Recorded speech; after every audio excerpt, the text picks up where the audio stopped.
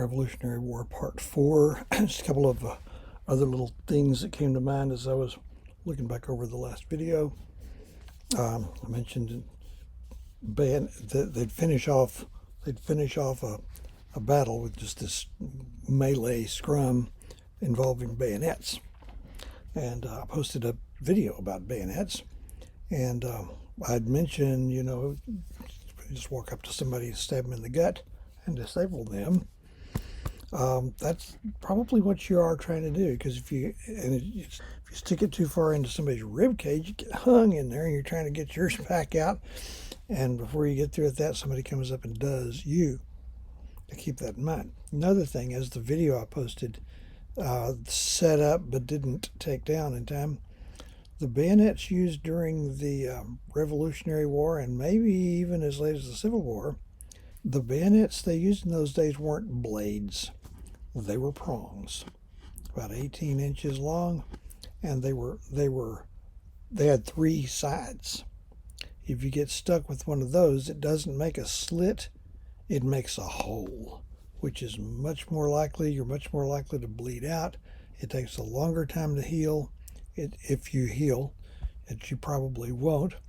If they stab you in the abdomen, you're going to die. It may be 3 or 4 days, but you're going to die. There are war stories of wounded soldiers running from the battlefield holding their intestines in their hands. And the takeaway on the tactics with the muskets, which are relatively slow by modern standards to reload and notoriously inaccurate, the only effective way to use them, and I think I said this before, but just to make sure, the only effective way to use them is to get a whole bunch of them together, line them up together, and point them all in the same direction, and fire them all off at about the same time, sending this flight of bullets flying out across the battlefield, and some of them will probably hit somebody.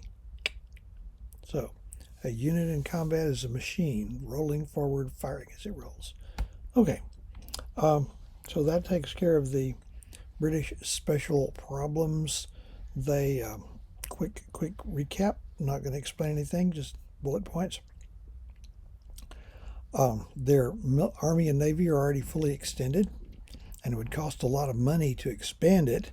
That's why this thing blows up over in America. They weren't planning on that. Without expanding their Army and Navy and going deeper in debt and making the real problem worse, I'm explaining, aren't I? They'd have to get in and get out and get it done quickly just bring the whole show on the first day. Kind of like the U.S. did in the first Gulf War. It worked for us, didn't work for them. So resources fully extended. Now, before the war is over, they've gone back to the well and gone deeper in debt and gone into a major military and naval buildup. And they're diplomatically isolated in that they have no significant allies. Now, Germany is not united at all. It's divided into a whole bunch of little mutually independent principalities, and there were some of those where the British monarchy could rent mercenary soldiers who are highly trained professionals known for their cruelty. And oh yeah, that's going to restore our loyalty, isn't it? The king sending German soldiers against us? Yeah.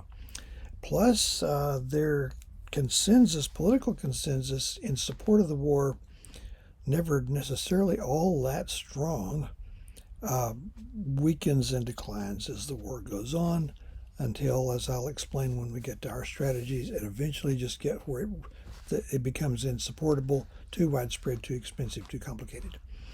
They had tactical problems relating to how far it was to the theater of war, how big the theater of war was, how spread out, how slow communications were, all that.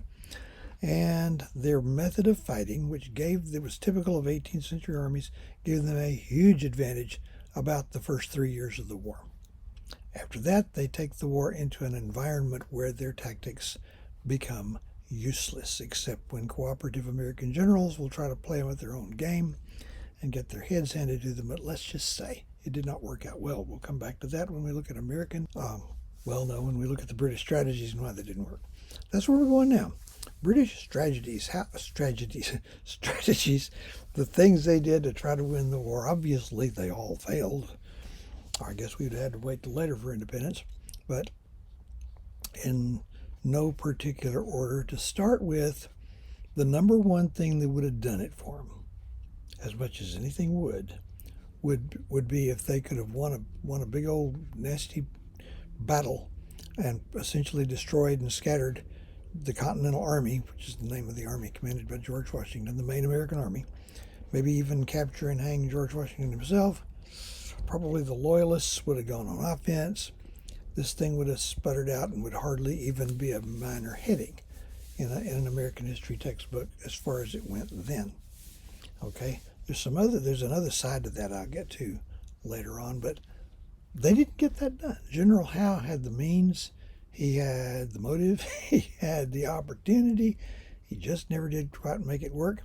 And we have to wonder about his mentality. That's why I brought it up earlier, how he did not get the job done. He had earlier announced he would not fight against other Englishmen, meaning the Americans. Changed his mind. Maybe he hasn't really changed his mind. He really does just want to do enough to show us we can't win and get this over with. Another thing that's actually pretty standard in wars then and now, capture the enemy's main city or cities. Just the symbolic shock would end the war. So, and the British did that. They did it. They captured and held every single significant American city at one time or another. Not all at the same time. There was no single American city, not even Philadelphia or New York City, the loss of which would spell defeat. The practical reason they're interested in the cities is that all our major cities were seaports. You'd be surprised how long that lasted. And they've got docks and wharfs and warehouses, and you can pull a ship up there and tie it up to the dock and unload it and not have to just ferry stuff off by a boat at a beach somewhere. They needed the cities to unload supplies for armies, which had to be resupplied by sea. Okay? So capture the key cities. Then there is a kind of, the third one on my list, a divide and conquer strategy, which looked very ambitious. It looked great on paper. It was supposed to win the war by splitting off the New England area where the rebellion had originally been centered from the rest of as the British would have considered them, colonies. It looked great on paper. There was a British general named John Burgoyne who had been present in the action. He'd been at Bunker Hill. I haven't told you about that yet, and all of that. I used to tell students that he imagined himself to be a playwright. Turns out he was really quite a good playwright. He should have stuck to that. He's better at that than being a general. But again, he went over I think General Howe was in charge. Burgoyne went over to London, sold the plan to the bigwigs. And the plan was, if you're picturing a map, you got New York City, and you go pretty much straight north. You come to the Canadian city of Montreal. And about half of that distance is the Hudson River, and then there's Lake Champlain, which is sort of vertical north-south. So General Burgoyne did bring about 8,000 soldiers, including some German mercenaries, and quite a few women, actually. Some of them were wives of soldiers, others their function, I suppose, maybe guessed at. But they came down, sailed down Lake Champlain, captured without resistance Fort Ticonderoga, a fort the French had built 20 years earlier. And there was that part of the plan. General Howe, his part was to either bring or send, I need a map for this, significant forces up the Hudson River to rendezvous with Burgoyne in central upstate New York. Meanwhile, a third, smaller force, about 900 men, commanded by Colonel Barry St. Leger, I don't know how to pronounce it. They're going to come in from the west, make sure you got no resistance there. Three armies converge. They have control of the Hudson River. They cut off New England. That, they thought, would be like cutting the head off a snake. You cut the snake's head off, pretty much most of the time, the rest of the snake will die. The play did not run as diagrammed. Okay? Burgoyne plays his part. He makes it to upstate New York. He captures Fort Ticonderoga, moves south from there. The Americans are retreating in front of him, and they're destroying bridges, cutting big trees down across the roads. That greatly slows the British advance. And it's getting on here. It's September, fall is coming. Burgoyne learns that Howe is not only not gonna bring any troops, he's not even gonna send any. Howe thought it would be a better idea to go down and capture Philadelphia. So he just left enough troops in New York City to keep us from taking it, and sailed all the way down the tip of the Delmarva Peninsula back up Lake Chesapeake Bay and captured Philadelphia. Won a couple of battles. Philadelphia doesn't get you anywhere. So he's not coming. The ones coming in from the west encountered American troops augmented by savage Indians, of whom they're terrified, so they beat a hasty retreat. So here's Burgoyne, and in mid-October, he fought two different battles on the same ground. They have different names. First was the Battle of Freeman's Farm, in which the Americans, by the way, are all New York State militiamen, plus some Vermonters, I think.